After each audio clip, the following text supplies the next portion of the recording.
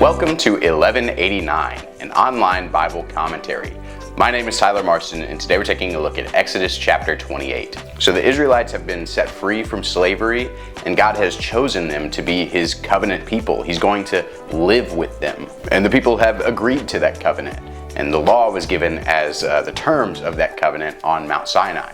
Now Moses has returned to the summit of Sinai to hear a word from God about how the tabernacle, or God's tent, is to be built. And in this chapter, God will identify the priests and the garments they wear so that God's tent can be properly taken care of. But even larger than that, we see that the priests represent a bridging between God and humanity that will ultimately be fulfilled in the work of Jesus Christ.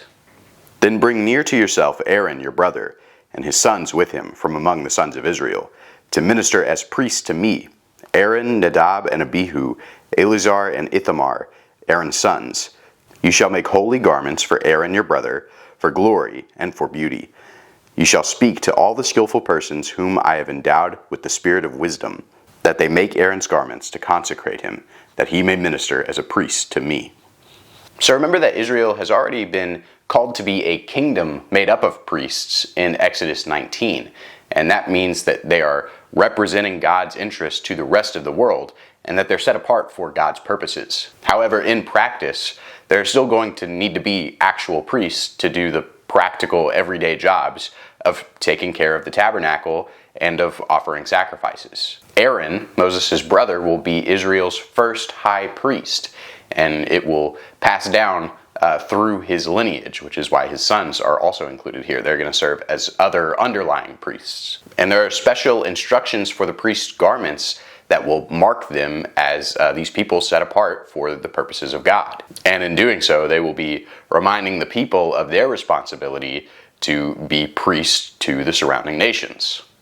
These are the garments which they shall make: a breastpiece and an ephod, and a robe and a tunic of checkered work, a turban and a sash. And they shall make holy garments for Aaron your brother and his sons, that they may minister as priests to me. They shall take the gold and the blue and the purple and the scarlet material and the fine linen.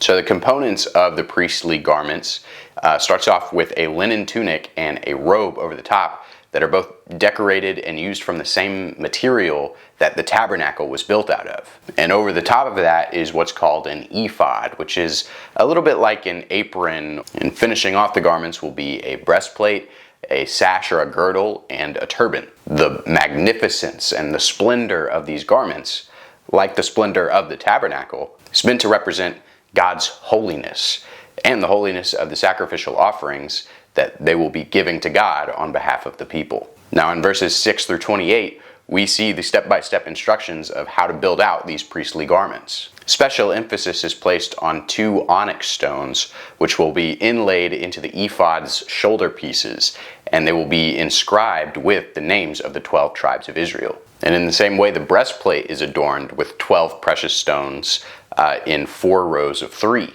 Each one of those stones will also have the name of a tribe of Israel on it. All these pieces are made out of that blue and scarlet and purple material that the tabernacle curtains were made out of. And everything's linked together with these gold hooks and links that were also used to hook the tabernacle together. And all this continuity is to identify the priests with God's tent. But also remember how many things in the tabernacle pointed back to the Garden of Eden. We remember how Eden was filled with onyx and gold, and so even what the priests are wearing should remind us of those early chapters in Genesis. And why is all that important? Because the tabernacle represents that God is coming to live with humanity again. Aaron shall carry the names of the sons of Israel in the breastpiece of judgment over his heart when he enters the holy place, for a memorial before the Lord continually. You shall put in the breastpiece of judgment the Urim and the Thummim, and they shall be over Aaron's heart when he goes in before the Lord. And Aaron shall carry the judgment of the sons of Israel over his heart before the Lord continually. And so all these engravings of the names of the tribes of Israel represent that when the priests go before God to do their duties, they're speaking on behalf of the people. Now that Urim and Thummim were 2 small stones that were placed in the pocket of the ephod that were used in oracles to discern God's will. meaning that the priests will also represent God's will in the eyes of the people. We get this picture that the priests are intermediaries of sorts, right? A bridge between human and the divine. Of course, all of these priestly responsibilities are simply a symbol pointing ahead to Jesus, the true God-man, who will truly bridge the human and the divine and allow us access to God again. Famously, the author of Hebrews in chapter 5 identifies all these parallels between the high priest and Jesus. So this connection is not unfounded. You shall make the robe of the ephod all of blue. There shall be an opening at its top in the middle of it. Around its opening there shall be a binding of woven work, like the opening of a coat of mail, so that it will not be torn. You shall make on its hem pomegranates of blue and purple and scarlet material, all around on its hem, and bells of gold between them all around, a golden bell and a pomegranate, a golden bell and a pomegranate all around on the hem of the robe. It shall be on Aaron when he ministers, and its tinkling shall be heard when he enters and leaves the holy place before the Lord, so that he will not die. So here God gives some special instructions about how to decorate the hem of the robe that the priest will be wearing. First, it's going to be decorated with little pictures of pomegranates, fruit imagery, right? Which should again be reminding us of the Garden of Eden. And there will also be little golden bells sewn into the hem that will chime whenever the priest moves around. The point is, when he enters the holy place, God's house, he's not going to be sneaking in without God's permission. Obviously, God is omniscient and would know if there was any deception or trickery, but the bells are a physical reminder to both the priests and the people watching the priests that God is aware of all of their movements. You shall also make a plate of pure gold and shall engrave on it, like the engravings of a seal, holy to the Lord. You shall fasten it on a blue cord, and it shall be on the turban. It shall be at the front of the turban. It shall be on Aaron's forehead, and Aaron shall take away the iniquity of the holy things which the sons of Israel consecrate, with regard to all their holy gifts. And it shall always be on his forehead, that they may be accepted before the Lord. You shall weave the tunic of checkered work of fine linen, and you shall make a turban of fine linen, and you shall make a sash, the work of a weaver.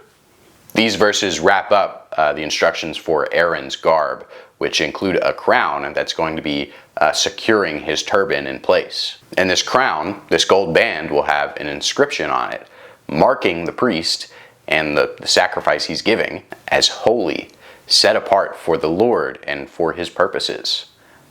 For Aaron's sons, you shall make tunics. You shall also make sashes for them, and you shall make caps for them for glory and for beauty. You shall put them on Aaron your brother, and on his sons with him, and you shall anoint them and ordain them and consecrate them, that they may serve me as priests. You shall make for them linen breeches to cover their bare flesh.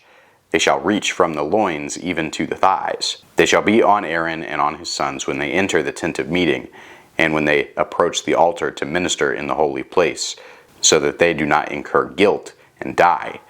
It shall be a statute forever to him and to his descendants after him.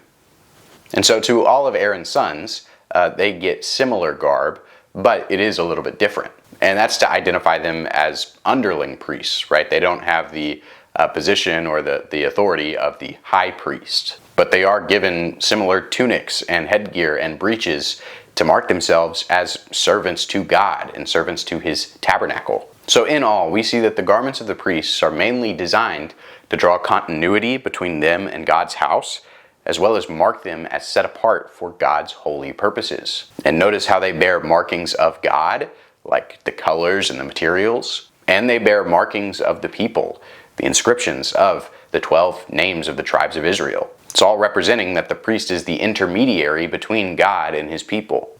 And we also notice all of the Eden imagery, like the stones and the pomegranates, representing that God is coming to live with his people again. And all of this is ultimately a signpost pointing ahead to Jesus. He is our perfect high priest. He is the true bridge between human and divine. In him, we are able to find atonement and reconciliation to God. And through him, we are able to live with God again. Thanks for watching 1189. I hope you have a good day, and God bless.